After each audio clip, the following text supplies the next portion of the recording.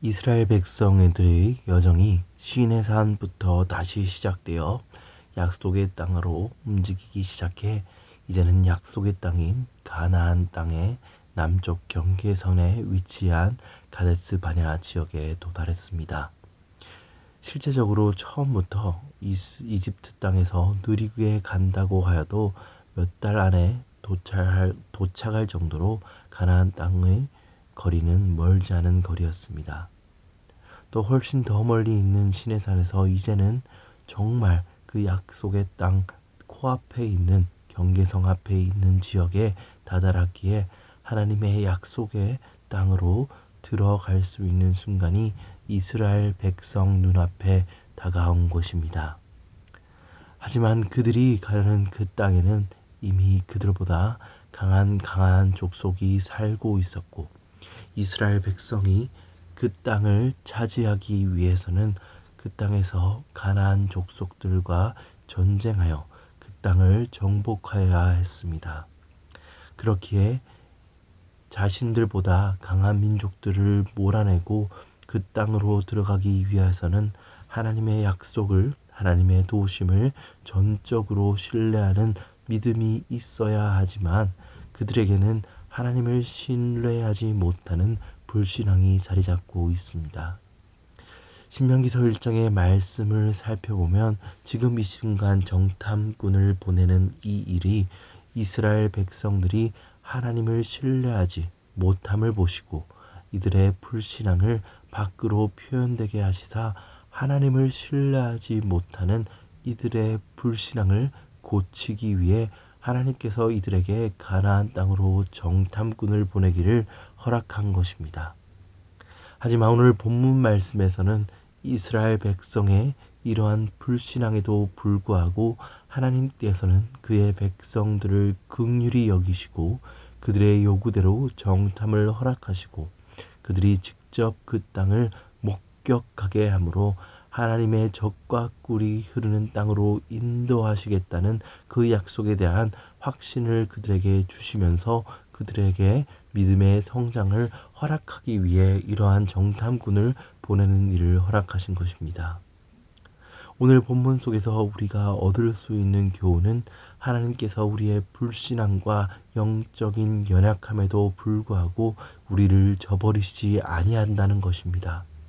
그 대신 하나님께서는 우리에게 다시 한번 하나님의 약속을 확인할 수 있는 기회와 우리를 성장할 수 있게 해주시는 그 주님의 은혜와 사랑을 허락하신다는 것입니다.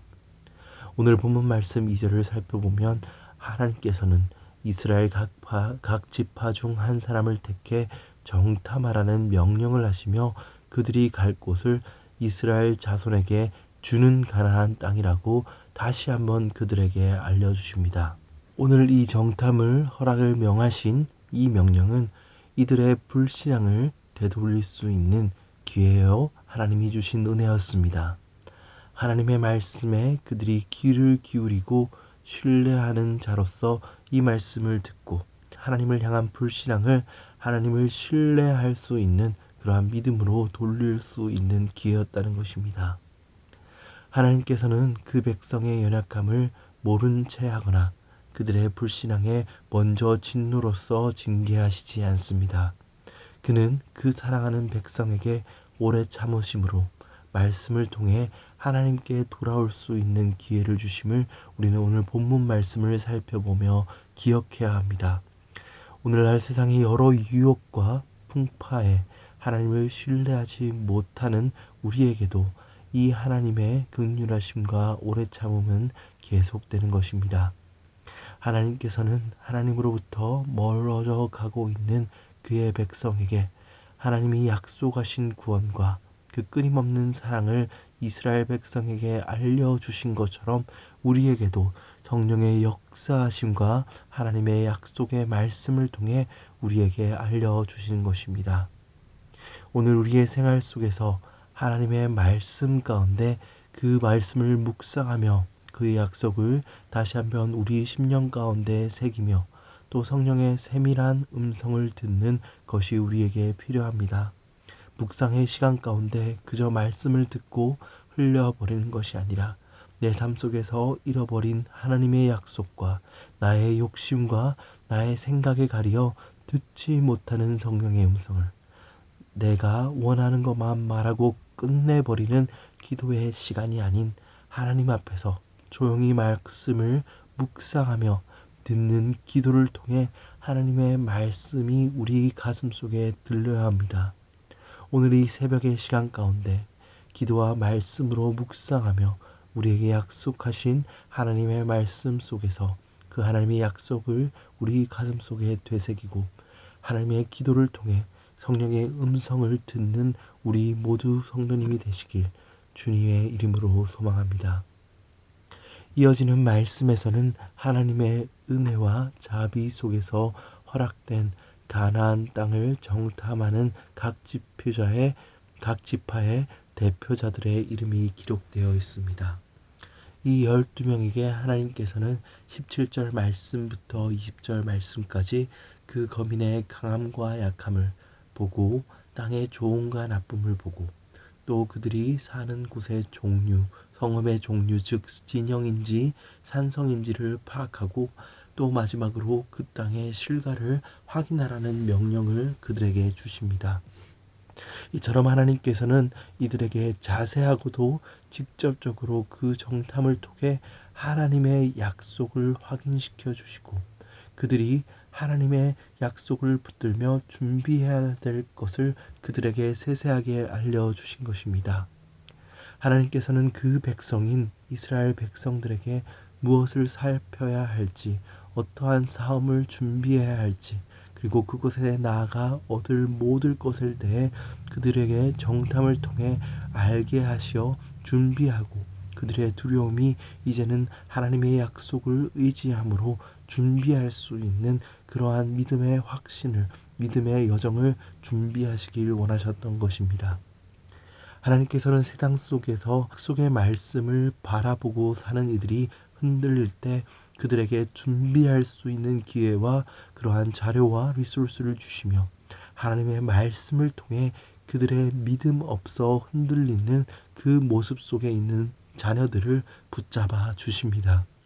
우리의 삶 가운데 우리가 흔들릴 때 하나님께서 우리에게 주시는 말씀을 붙잡아야 함은 우리의 삶 가운데 우리의 믿음이 흔들릴 때 하나님께서 우리에게 주시는 말씀을 붙잡음으로 우리는 우리가 처해 있는 어려운 상황 속에서도 하나님의 언약의 말씀을 발견할 수 있어야 하고 또 그 발견한 말씀을 붙잡을 수 있어야 합니다.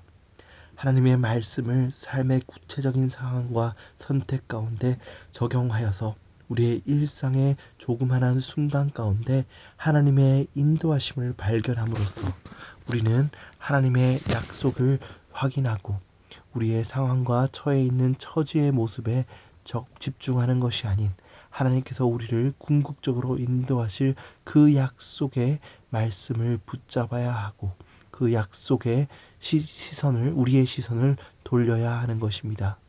오늘 본문 말씀 3절에서 17절 말씀에서는 각 지파의 대표로 뽑혀 정탐하러 보내진 자들의 이름이 기록되어 있습니다. 얼마나 영광스러운 일입니까? 이들에게는 하나님의 약속의 말씀을 보지 못하고 흔들리고 있는 이스라엘 백성들 전체를 다시 한번 하나님의 약속을 붙들게 할 기회를 가져줄 수 있는 특권이 주어졌습니다. 하지만 이들 중 오직 여호수아와 갈렙 두 사람만이 하나님의 약속을 붙들고 하나님의 백성의 여정을 기록한 말씀 가운데 다시 등장함을 우리는 오늘 이후의 말씀과 또 다른 모세오경을 통해 알 수 있습니다. 하나님의 은혜와 사랑을 그를 아는 모든 이에게 부어주시지만 하나님께서는 그들에게 그 하나님의 사랑을 붙잡기를 강요하지 않으시고 우리가 그 말씀을 붙들 수 있는 기회 속에서 우리가 그 말씀을 붙들기를 원하신다는 것을 오늘 말씀을 통해 알 수 있습니다. 사랑하는 성도 여러분, 우리는 하나님께서 말씀의 순종함을 통해 우리에게 다시 바라보시기 원하는 그 약속의 말씀과 그 말씀에 대한 믿음의 확신을 가질 수 있어야 합니다. 하나님의 말씀이 우리의 삶의 작은 순간순간에 적용되며 그 작은 순간 속에서 하나님의 약속의 말씀이 이루어지는 것을 경험하실 수 있어야 됩니다.